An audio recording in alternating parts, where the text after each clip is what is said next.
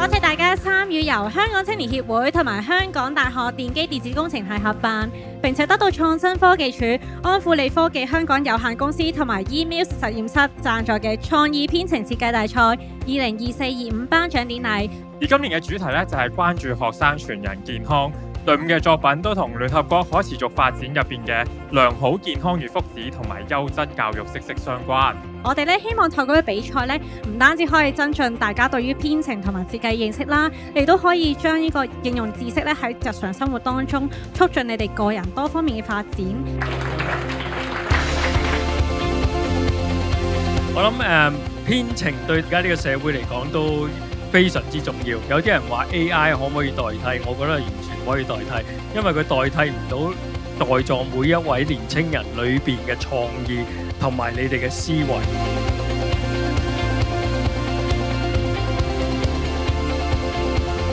大家記住留意，全人健康並唔係淨係包括我哋嘅身體，我哋係包括埋心靈各方面嘅都要關注到嘅。咁希望大家留意住自己嘅身心健康。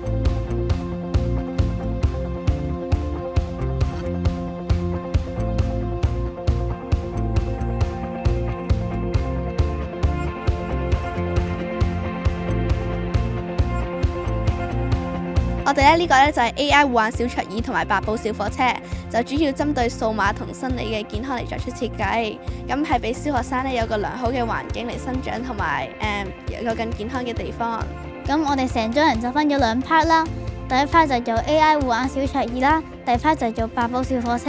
咁我哋大家都有份做編程嘅。我哋攞咗獎之後感到好開心，因為我哋喺設計過程中都遇到好多問題，我哋就不斷嘗試，最後終於成功咗。今次攞咗獎，我哋好滿足，好興奮。